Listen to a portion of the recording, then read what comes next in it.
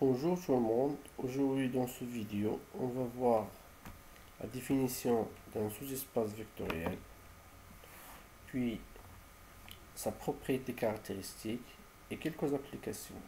Dans le deuxième paragraphe, on va voir la définition d'une combinaison linéaire, puis quelques exemples. Et enfin, dans la troisième partie, on va voir la définition des familles génératrices, quelques exemples. Et enfin, on va voir quelques applications. Commençons par la définition d'un sous-espace vectoriel. Soit E, menu de la loi plus et la loi point, est un espace vectoriel réel et F un sous-ensemble non vide de E. On dit que F est un sous-espace vectoriel de E plus point si F, menu de la loi plus et la loi point, est un espace vectoriel. Passons maintenant à la propriété caractéristique.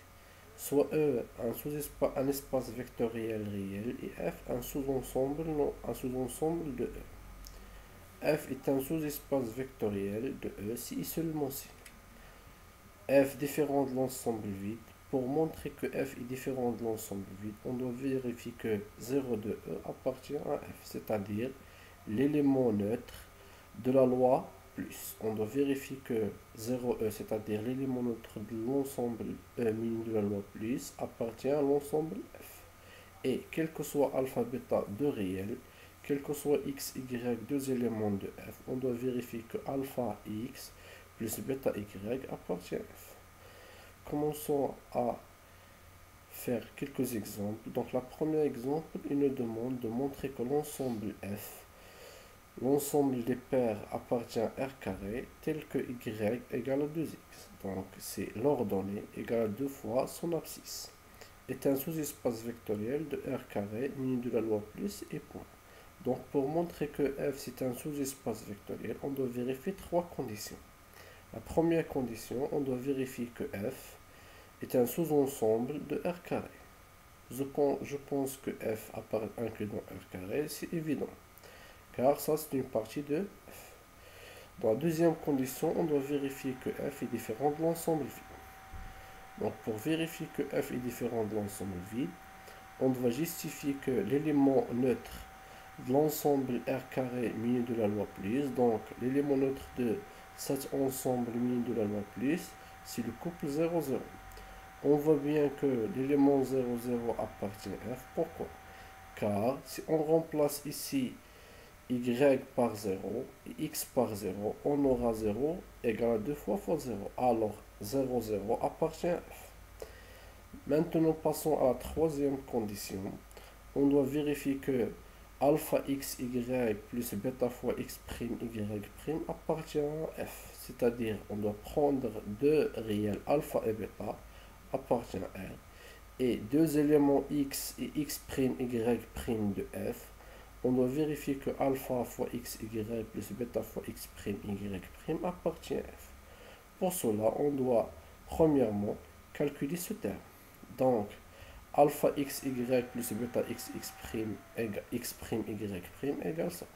Donc, on a rentré alpha ici et bêta là-bas. Donc, on aura ça. Donc, on peut simplifier ça. On aura ceci. Pour montrer que ça appartient à F, on doit montrer que son ordonnée égale à 2 fois son abscisse. Donc, pour cela, on sait que puisque x, y est un élément de F, alors y égale à 2 fois x. La même chose ici, on a x', y' appartient à F, alors y' égale à 2 fois x'. Donc, si on multiplie ça par alpha, on aura ça. Donc, alpha y égale à 2 alpha fois 2x. La même chose, bêta fois y' égale à 2 bêta fois 2x', puisque je pense là-bas je dois 2 fois x'. On peut ici factoriser par 2, on aura alpha x plus x'. Donc on a vérifié que l'ordonnée de ce couple égale à 2 fois son abscisse. Alors cet élément appartient à F. Puisque appartient à F, donc on a vérifié les trois conditions. Donc F il est inclus dans R carré. Donc F différent de l'ensemble vide. cet élément appartient à F, d'où F est un sous-espace vectoriel de R carré muni de la loi plus et la loi point. Passons maintenant à le deuxième exemple. Il nous demande de montrer que F, c'est l'ensemble des matrices, si une matrice carrée s'écrit sous cette forme, avec A et B de réels, est un espace vectoriel. Donc l'idée, pour montrer que cet ensemble est un menu de la loi plus et la loi point est un espace vectoriel, donc la première des choses, on voit bien que cet ensemble F il est inclus à l'ensemble des matrices carrées de R, à coefficient dans R, et on sait que l'ensemble des matrices carrées à coefficient dans R muni de la loi plus et la loi point est un espace vectoriel. Donc, il suffit maintenant de montrer que F est un sous-espace vectoriel de M2 de R plus point. Donc, c'est une technique pratique pour vérifier qu'un ensemble muni de deux lois plus et la loi point est un espace vectoriel. Donc, pour cela, on doit vérifier trois conditions. La première condition, il est déjà vérifié que F il appartient à l'ensemble M2 de R. Il reste maintenant de vérifier les deux conditions. La première condition, c'est on doit montrer que F est différent de l'ensemble vide. Pour vérifier ça, on doit vérifier que l'élément neutre de l'ensemble des matrices munies de la loi plus appartient à F. Donc l'élément neutre de cet ensemble muni de la loi plus, c'est la matrice nulle. C'est 0, 0, 0.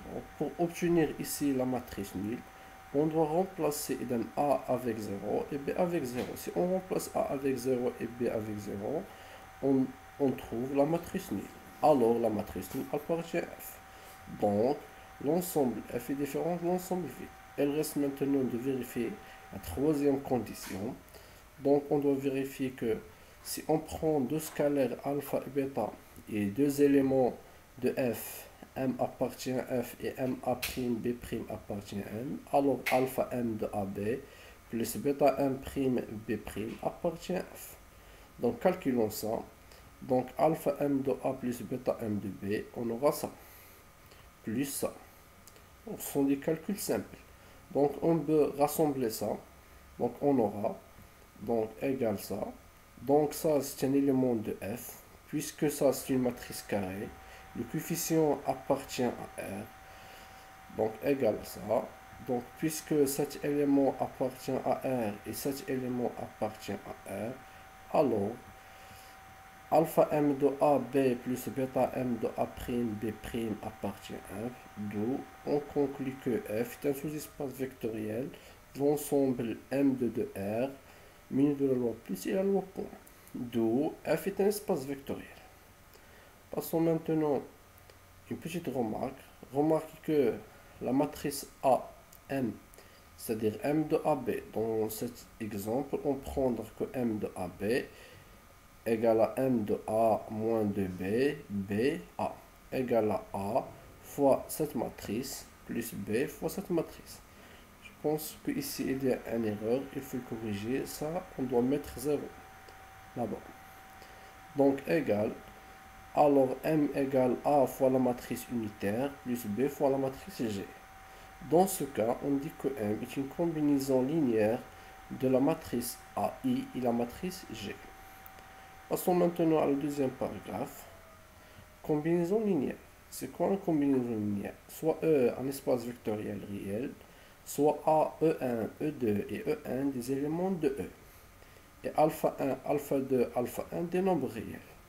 Alors le vecteur qui s'écrit de cette forme, la somme de k allant de 1 jusqu'à n de alpha k fois E de k, s'appelle une combinaison linéaire de vecteurs E1, E2, E1. Donc c'est ça la définition d'une combinaison linéaire. Tout élément, tout vecteur s'écrit de cette forme. On dit une combinaison linéaire des vecteurs suivants. Quelques exemples. Le premier exemple. Dans l'espace vectoriel R carré muni de la loi plus et la loi point, on considère les deux vecteurs E1 égale et E2 égale. On a le couple 3, 2 égale 3 fois 1, 0 plus 2 fois 0, 1. Alors, le couple 3, 2 égale 3 fois 1 plus 2 fois 2 fois 2 fois E2. Dans ce cas, on dit que le couple 3,2 est une combinaison linéaire de E1 et de E2. Un deuxième exemple, dans l'ensemble des matrices à coefficients réels, munies de la loi plus et la loi point, on considère les deux matrices, la matrice M1 et la matrice M2. On a la matrice M égale 3M1 moins 2 fois M2. Donc on a trouvé 2 réels fois la matrice M1 moins 2 fois la matrice M2. Dans ce cas, on dit que M est une combinaison linéaire de M2 et M1. Dans l'ensemble des polynômes de degré inférieur ou égal à 3, munis de la loi plus et la loi point, on considère les trois polynômes B, Q et R. On a le polynôme L s'écrit de cette forme, égale 3 fois ces quantités, alors L égale 2 fois Qx moins Rx plus 3x. Dans ce cas, on dit que le polynôme Lx est une combinaison linéaire de P de x, Q de x et Rx. Donc, la dernière paragraphe, on va définir c'est quoi une famille génératrice. Soit E, un espace vectoriel réel, et B est une famille des vecteurs de E. B est composé des vecteurs x1, x2 jusqu'à xn.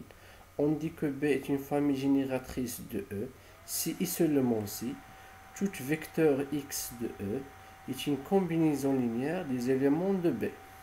C'est-à-dire, d'une autre manière, quel que soit x appartient à E, c'est-à-dire tous les éléments de E, l'espace vectoriel E, il existe des réels alpha 1, alpha 1, alpha 2 jusqu'à alpha n appartient à n, tel que l'élément x s'écrit sous forme d'une combinaison linéaire des sous-éléments de B. Des exemples, on va prendre l'exemple dans R3, on considère les trois vecteurs E1, E2, E3.